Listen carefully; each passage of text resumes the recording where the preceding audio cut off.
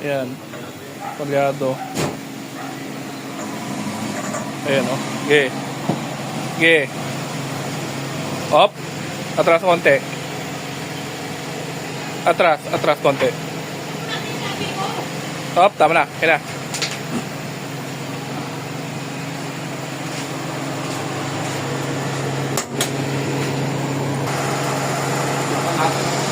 Ha? Naligaw kayo? Oo. Ayan, yung parang palyado. Para ano? Takas masyado yung ano niya? Palyado. Ginagawa ko kasi dun sa Pampanga. Daming ka nalikot. Sabi ko tama na yan. Lalong lumalala. Ayan o. Mababa. Taas. Tapos. Ha? Taas ng ano niya? RPM? Oo. Nagtataas baba.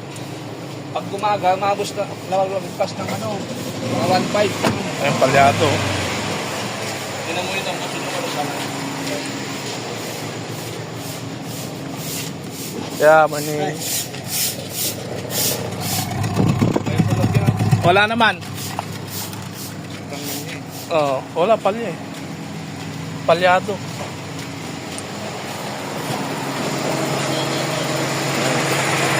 Unang pwede.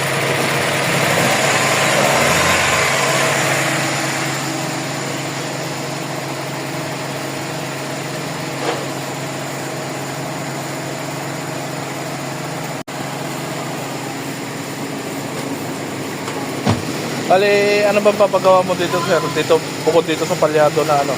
Ano ko yung para yung Idle, yung ganyan, yung di palag-palag. may naimatak eh. Okay, wala kang hatak kasi may misfire yan. Tapos bukod doon, wala na. Check natin kung ano yung Yung idle nito, okay naman. Yung mataas naman pagka nag-aircon ka. yun nga, babagsak eh. Mabagsak. O, tingnan natin. Yun din ang issue mo. Pagka nag-aircon ka, mabagsak. Parang mamamatay ko. So, ayan. Ito pa yung issue ni sir. Pag nag-aircon daw, mabagsak. Taas yan. Ayan, taas. Naka-aircon ka pala nun. Oo. Tapos pag naka-aircon ka, Babagsak. bagsak. Parang mamamatay na siya. Kala ko kasi wala kang aircon kanina kasi sabi ko 8 lang, okay lang. Eh, naka-aircon ka pala. Taas yan, mamabot ng 1.5. Lagpas 1.5, 1.5. So, yan yung mga papagawa mo, sir, no? Tsaka yung wala kang power, palyado. Taga saan ka ba, sir? Pangga pa. Oh, taga Pampanga ka pa? Eh, Hinapan ko ng mekaniko dun, wala, lalong lumala eh. Sabi ko, bigil na yun kasi dami nang kinalikot. ang dami ng kinalikot. Eh, titingnan natin, sir. Sana maayos natin dito. Oo, sana. So, update na lang mamaya. Ganyan kataas yung minor ni sir. Tapos ano pa? Hindi na nila madali. Hindi na makalas, pinatigil ko na kasi hindi na makuha eh. Dami nang dinagalaw. Sige po. Oh, bagong-bago pala yung distributor niya, no? Marami replacement na naman. Maraming stock. Bale. Sige nga, paandar rin na uli.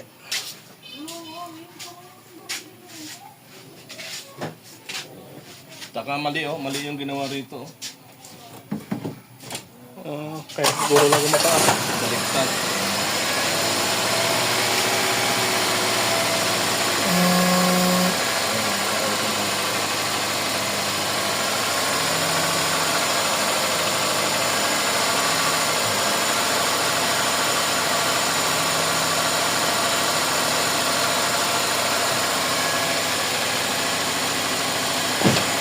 Ikukurik na lang natin yung mga ginagawa nila rito ha.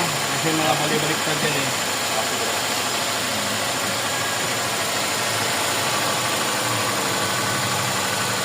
Buwaba ng bahag. Okay pa naman yan yung ano yan. Titingnan natin mamaya kung gumagana. Kasi dapat pag mataas kasi ang idle mo kaya hindi mo maririnig na gumagana yan eh. Dati pinalitan niya kasi nabasag ito. Minaw. So, papakita natin muna sa kanya kung ano talaga problema nito. Pakita tayo nila ito. So ito na yung natising naman 1 into 120, 120 yung compression test natin dyan.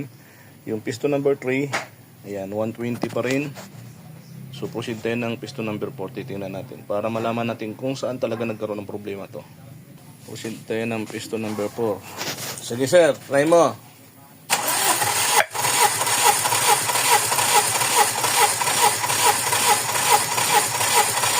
Okay na po. Stop na. So ayan po. Kulang-kulang 120, 190. Kulang ng 210.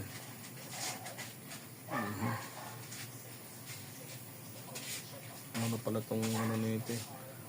120, 210. 210 na pala, hindi 120. Okay. Sige sir, try mo uli. Okay na po. 210 nga.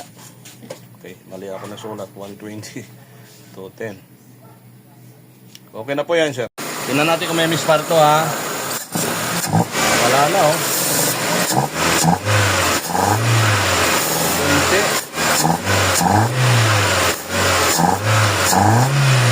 Pero hindi nakatulog kanina yan. So, after magawa ito, naku-result niyan. Yan yung idle niya. So, aircon natin. Mabagal lang yung ano nyo eh. Yung idle up nyo, mabagal mag-react. Oo.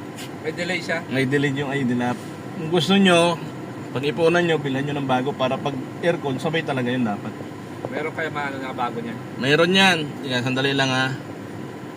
Ayan, patay natin.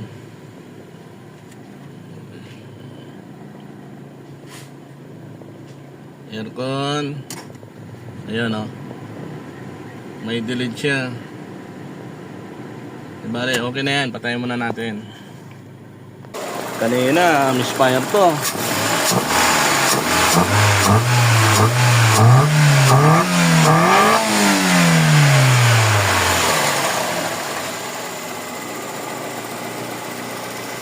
Okay.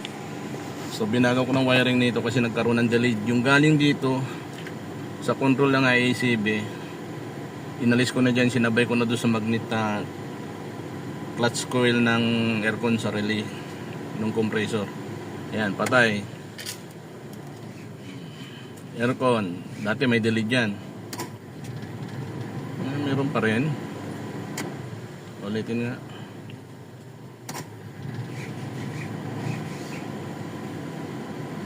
Mayroon pa rin konti. Konti lang siya. Oo. Pagkagaan mo na lang muna yan. Pero iba na kayo sa kanina. Oo. Mabilis na umahon. Okay. So okay na ngayon. Tahimik na, hindi na siya tulad kanina.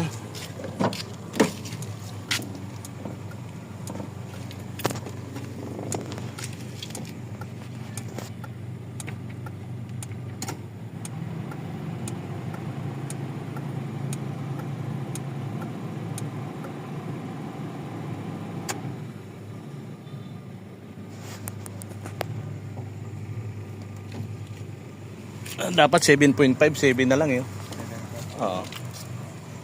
Masyado mababa yan. Gusto mo lang ganyan kababa? Okay na yan? Pwede pa ba i-adjust niya? Oo, pwede pa. Kunti lang, mga 0.5 lang.